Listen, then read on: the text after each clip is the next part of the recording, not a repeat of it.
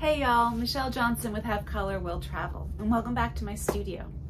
Today I have for you my list of 10 things that I really loved working with this year. 10 art supplies that really made my 2024. For the first time ever, I'm going to be thinking about the end of the year before January 1st. That's what this video is meant to be. Every year, people ask me about questions about art supply purchases for people that they love or for themselves when they get holiday cash. You know, that gift guide kind of experience. And every year, I think to myself, I need to do one of those. And I'm always coming at it in like December, like the 15th. It's November 1st. I'm gonna get on this year. I'm gonna start thinking about the end of the year before the year actually ends.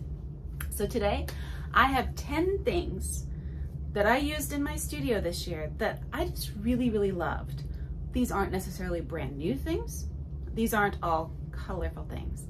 These are the things that I will say that I'm finding myself saying, hey, have you heard of this?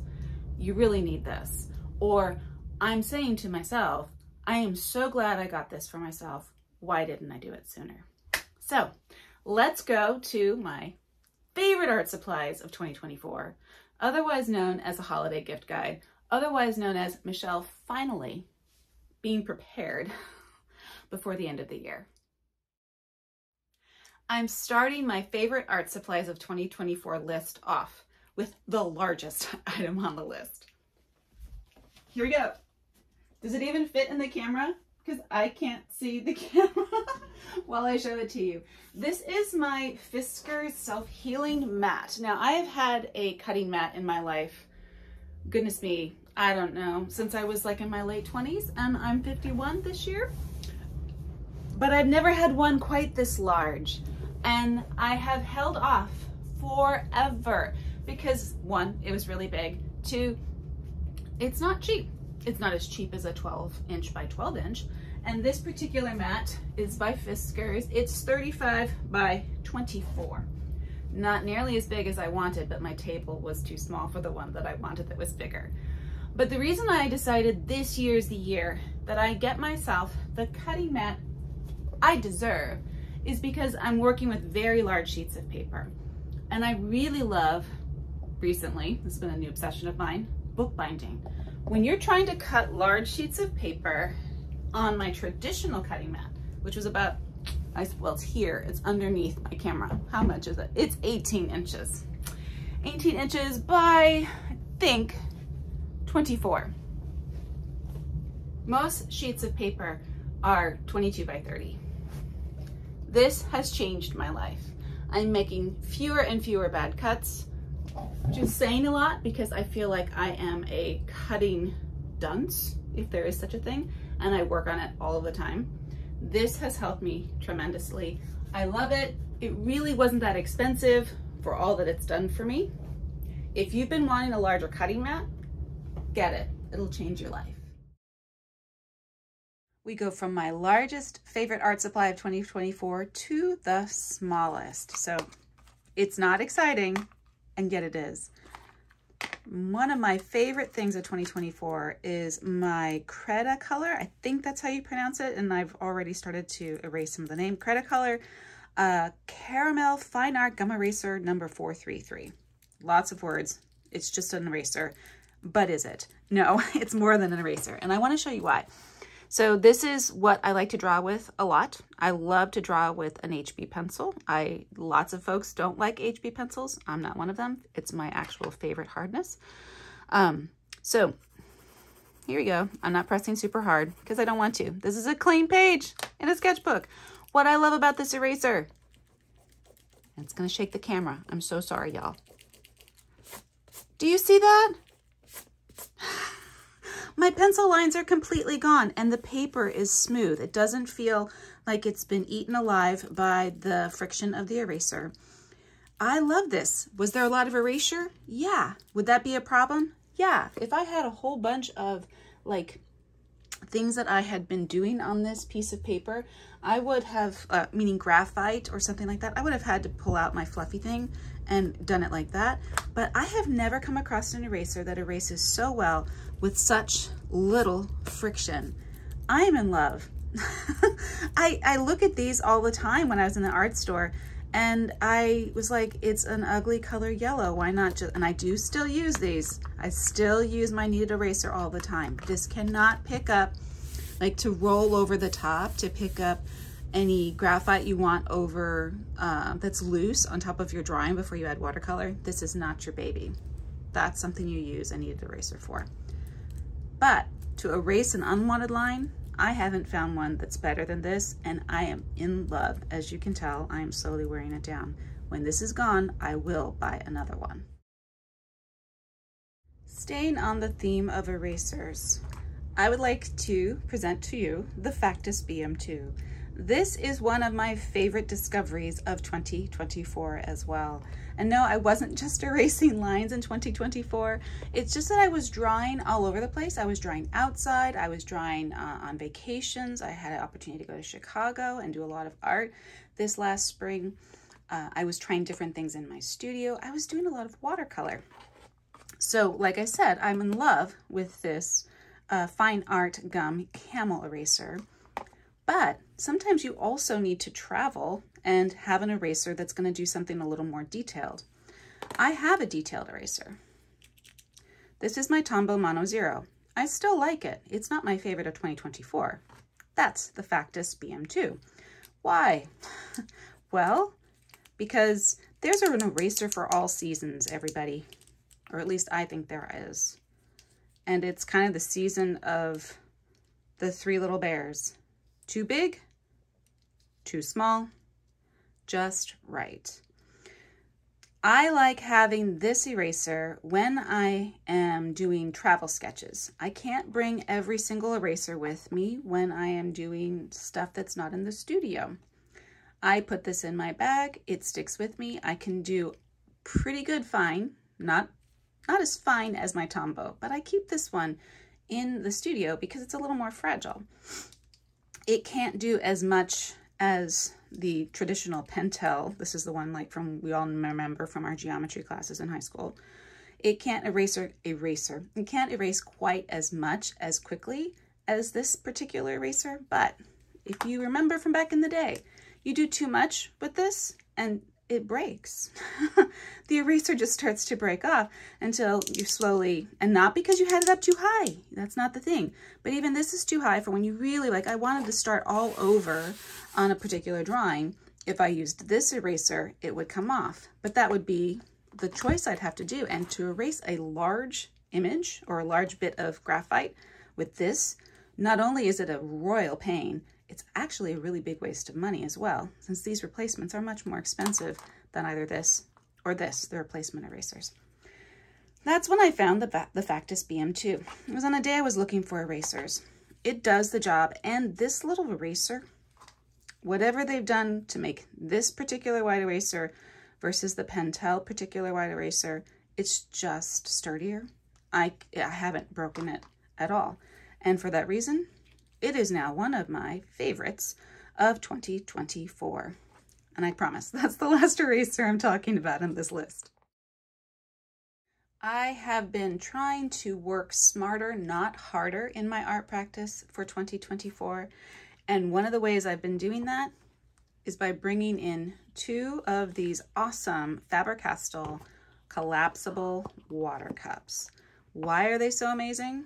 Well, there's the obvious thing. If you like to paint outside on location like I do, this is your solution over taking a glass. I used to take an old jam jar with me out. It's glass. It was very difficult to manage when I was on location. It might fall. It was also heavy. These are super duper lightweight. These are also really awesome, and I don't have a paintbrush nearby, but I can show you. See that? The sides are designed to be brush holders, or at least if they're not designed that way and they were just meant to look pretty, that was a really serendipitous accident. I don't think that's the case. It's a brush holder. I've seen quite a few water cups out and about. Very few of them have this design. And that design also works really well when you travel with them. If I'm taking these with me anywhere, I put them together, smash them up like a puzzle piece. I have a hair tie that I put around them, and even if there's a little bit of moisture stuck inside here from dumping I don't dump my water, I find a trash can so that the pigment doesn't go directly into the groundwater. I just tie it up together, and that means there's going to be very little mess getting into my bag. I even use these on my studio desk. So like when I'm in the studio painting, I will reach for these often. They are awesome. I bought two. I recommend two. They do come in different colors. I just didn't have access to do different colors because I was also buying the one that was on sale. And the other one was a different color, and it was like $5 more expensive. And I'm like, well, I think I can figure out which is my dirty water and which is my clean water when I'm painting for $5. So there you go. The FaberCastell Collapsible. And yes, I write my name on the bottom of things like I'm a 5-year-old. It makes my life smarter, not harder. A theme for 2024 has been working smarter, not harder, but it's also been in getting better at watercolor. I've spent a lot of time studying watercolor this year. And in doing so, I have found that not all the supplies that I had were actually helping me work smarter, not harder. Enter in this mister. It's from, I got this, I think at Marshall's. It's a beauty supply. It's not an art supply. So you could probably get these anywhere. I'll still link one down below that's similar to this one. Like I said, I got this at Marshall's. And then this palette that I had seen other people talk about, but I'm like, I have so many palettes. I have my porcelain palettes. I have my metal palettes that are enameled, and I love those. But one of the things I've recently started to explore about, I'm gonna say 2 or 3 months ago, was painting with fresh, wet watercolor paint. If you know anything about watercolor, keeping your paints moist and fresh straight out of the tube is next to impossible in a enameled tin tray or in a ceramic tray. So this is the Mejillo, I think that's how you, or maybe it's Mejillo, I don't, or Mijello. I would pronounce it Mejillo. I don't know if that's right, but this is basically a moist palette for watercolors. And I've actually not had time to watercolor for like 2 weeks. And as you can see from the way this is glinting, it's still fresh. I didn't think, and in fact, now that I'm doing this, I'm going to show you how this works. I'm barely pumping this, and I'm just misting my watercolors, which is just fabulous. I'm not going to mist over here because that's going to reactivate all of my mixing tray, and I don't want that right now. But yeah, I've been using I sometimes put a wet paper towel in here and let that moisture. That's what I was doing before I had to take a break from studying more about using moist watercolors, which by the way is very different than just going from a palette or yeah, a palette. Doing straight tube watercolor painting is very different, or at least I'm finding it to be very different. What I also love about this, and it's not that, I mean, it's not that easy to take out, but it shouldn't be because then it would fall, is this additional palette space, or excuse me, mixing tray space. This is ingenious and it's super valuable. Now you'll notice you can't really tell what you're doing here when you have it laying on top of something that's, you know, not white, because it's translucent. So I try to have a piece of paper underneath it. So it becomes an additional mixing tray for me. You'll also see here the evidence that this palette works really, really well for a plastic palette. If you know anything about watercolor, ceramic is the best type of palette to mix your paints on because it doesn't bead up, and you want that paint to smoosh around like that when you're making mixes. I was shocked. This plastic palette does that. It doesn't bead up. It lets the colors mix. I am seeing that there's a little bit of staining here. I don't think that's going to be a problem. In fact, I think that's second or third mix on top of that. But you know, a magic eraser, when I finally feel like I want to clean this 100%, I'm going to try a magic eraser and see what happens there. I'm really loving this, and I wish I had not been so snooty about, oh, how do I don't need another palette. And it's also airtight, so that's why it's able, I'm going to spray these one more time because I don't get to paint until next week. Let's keep these babies nice and juicy. And can you see that? Well, you probably can't see the spray, and that's a good thing. That means it's misting. This seal here is what keeps them nice and moist. Now, if you go online and you see this and you're like, Michelle, people are saying it leaks. Hello, it's going to leak. It's not designed not to leak. It's designed to keep moisture out. So if I was to turn this over with wetness, it would probably leak out the side. It's gonna leak out the side on a regular palette as well, on one of those tin enameled ones. When you have water in a thing that's not completely sealed, because no palette can be because it's hinged, you are going to have some leakage. I store this in my bag when I go paint outside, like this, and then I set my paper on top.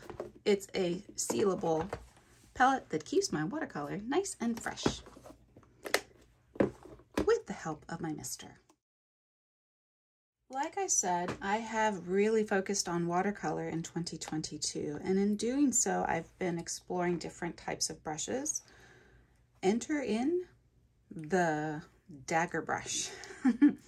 I tend to like Princeton brand, so I'm not suggesting that Princeton is the only maker of Dagger brushes. They are not. I just bring these home because they are affordable and they perform really well. I haven't quite gotten the courage, I guess it is to say, to bring home one of the more expensive styles of brushes. And I also haven't felt the need because I'm really feeling like a lot of my work is turning out the way I want to using Princeton brushes. But this is the Dagger 3/8 of an inch and a 1/2. Why do I love these? Let me show you. Rather than painting, because when I use this brush, I lose track of all time. So I don't want this video to be a million hours of me just exploring this brush again, because I tend to just like to paint with it. I'm going to show you some of the play that I did when I first got these brushes. They have a really organic shape. So this is some brush work that I did. I can't remember which pages. On empty pages in a sketchbook I really didn't like. So this was paper I hated. I'm like, let's just explore this way. And I was just trying to see what could they do. They could make these very fat lines to thin lines. I don't know if you can see this kind of ghosty, flowery image I was able to create. And then let's see, let's skip forward. Nope. Nope. Lots of work in this book. Nope. There we go. And here I was really cataloging, like, what can these brushes do? It's so great. I think this was the day I had the 3/4 inch one for the beginning. And I was just kind of cataloging what happens when I twist to this direction? What happens with a slight twist? What happens with an intentional twist? A soft press, a firm press. And here I was just making dots with the tip. This is when the straight point was leading, and I think I think I had it when the fat point was the fat point on the side sloping down. It just did things that I had never seen happen with a single brush, and it lit my imagination on fire. I have been playing with this brush nonstop. I don't think I'm an expert at it by any shape of the imagination. But I was able to just kind of play around and create something that was more recognizable with just this brush. This is more play over here. I think I might have let my son give it a try that day because I was like, you have got to feel what this feels like. It's just magic. It just really is an enjoyable painting process. And then here I had started to explore doing two different paint colors. So on the tip and then on the base. I have yet to really unlock everything about these brushes, but they have definitely been a find of 2024 that I'm really excited about. 2024 has seen me doing a lot of watercoloring and rediscovering my deep love for drawing black lines. So I've got two different kinds of dip pens that are on my list. These are a little more expensive. This is your run-of-the-mill set. So let me talk about the ones that are a little more expensive and why these are, I've rediscovered them. They are my favorites of 2024.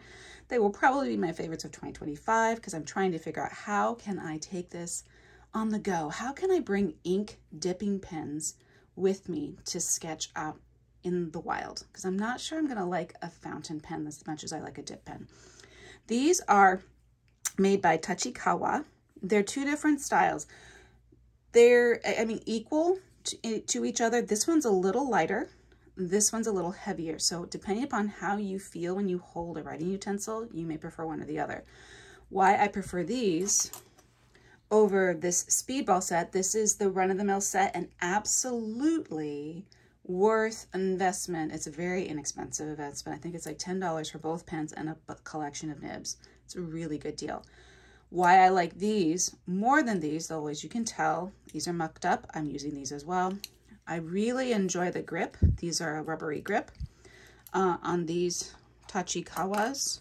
I also love, let me see, I think this is, these are hard to pick up with my really dry hands. Let me put this in here. No, this is not the one. So my preference, if you can see my nibs, you can tell which nibs I prefer and which nibs are not getting quite as much attention. I really love what they call the pumpkin shape nibs. These are my favorites. When you put this into the Tachikawa, when I have to stop for something really, really quick, say bathroom, phone call, cat's doing something crazy, I need to go intervene, it comes with a lid. That is invaluable. I have had these for like a decade.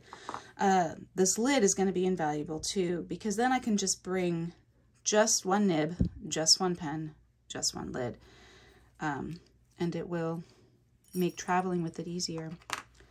That's not something you can do with the speedball set. I'm trying to remember. Whoops, that one's way too big for this. This is what goes in the speedball set. I love these pumpkin nibs, y'all. Let me see, maybe it does work. No, it'll fall right off. So I am loving getting back into ink, especially through my dip pens.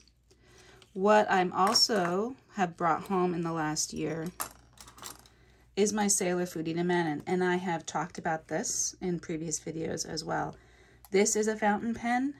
Yes, I said I don't know that I want a fountain pen that's a pointed nib, like so, like this. This is a pointed pen. The Sailor Foodie to Manon is a bent nib. These are super fun to draw with. Every time I go out and draw in the wild these days, I'm bringing one of these with me. This has got my permanent ink, like not my permanent ink, what should I say? My waterproof ink. This has my water soluble ink. These are so cool. They don't come with nibs, so the speedball set comes with nibs. These two pens come by themselves. So these pen holders come sold separately, and then you bring home nibs. I bought the pumpkin head. I think it's this one. These are I think it's the Hunt 512, if my memory is serving. I did write it down because I don't think my memory would serve. And then the Browsy Steno 351. I will have this in the links in the description if you're curious. These are the ones that I really, really, really love. And I have been drawing with them almost nonstop for the last, I don't know, 6 weeks. So yes, here's where I keep my ink. Always have a little jar of hand sanitizer. It's an easy way to clean your pen on the go and have a good time. These are definitely favorites of 2024. My last set of things, or it's a whole set of things, but it's really one. My favorite art supplies of 2024 has been the art of others. So I was fortunate enough to go to the Texas Clay Festival just this last couple of weekends ago. And I fell in love with so many pieces, so many artists to talk to. I had a wonderful time, and it has just lit me on fire. And I want to show you some of them. Like, this was from Mary Fisher. It's a house. It doesn't serve any purpose except to be what it is. And I have been drawing this little house non-stop. It is the most fun. I got it because I couldn't help it. I wanted it. And now it is lighting me on fire in my sketchbook. Studying architecture, I light it in different ways. I turn it in different angles. I put it with different surroundings. I'm just having a ball with this. This piece, and let me see, where's the other one? This is a husband and wife duo, if my memory serves right. Look at this. look at this gorgeous pottery. This is a new brush rest. And overall, I can put little things in here and it's not going to get lost in the studio. And this is a new vessel for all kinds of things. It is a flower vase, you can tell. This is by Benner Barkley and Pamela Barkley. And they are here, also in Texas. And I am beginning to store things that I want to have in reach, looking gorgeous for myself to be inspired by. I think this is going to find its way into, oops, I'm tipping all the things out of my pot. This is going to find its way into a still life. I love even holding it. I wish you could feel the glaze. It's just beautiful, and the weight of it is absolutely perfect. And yes, I'm gonna go through all the pieces for you because they are my favorites. This is some of my favorite things of 2024, and they are absolutely in my art practice now. This piece is by 323 Design Studio, and the artist, I can't remember her first name. I'll have to put that into the description, but there were 2 artists in this studio. I fell in love with this piece. What is it? I don't know. I don't know that she knew. It's just so beautifully crafted. And I think to myself, I could do so many things with this. Whether it's, I could mix paint in here. I can put graphite powder. I can do I can do like pencil shavings of something that I want to save. Keep it in here. I can sketch it.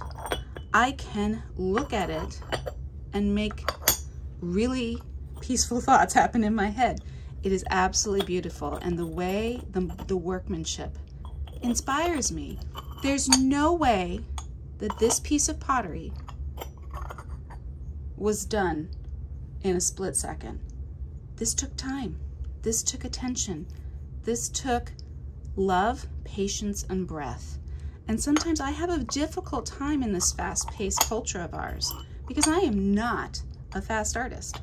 I take my time because that's just my nature. I look at things, I'm detail-oriented, and I've lately been criticizing myself about that. This piece is going to help me remember good things take time. And then the last piece, and then I promise you I won't be regaling you with all my pottery purchases, making you feel jealous. Y'all, I don't know what it was about this. I'm still trying to figure out. It's just a mug, but look at it. Look at its organic nature. Look at just the beautiful brushwork and just like, you know, carefreeness of the glaze work.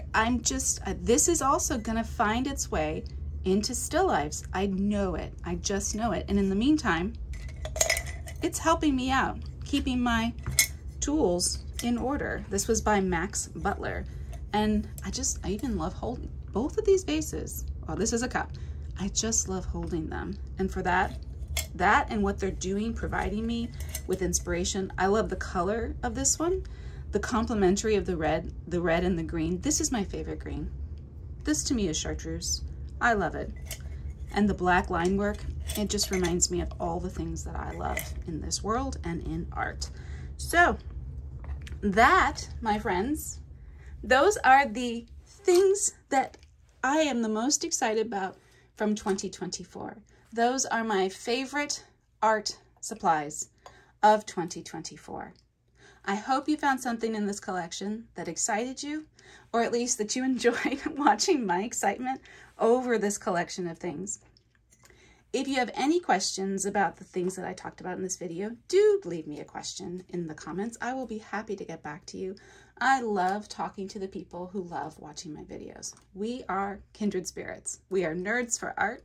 We are nerds for supplies. If you like this video, please do like, share, subscribe, all the stuff. Let other people know about what I'm doing here on Have Color Will Travel. And I hope to see you in the next video, and that you have a wonderful and creative day.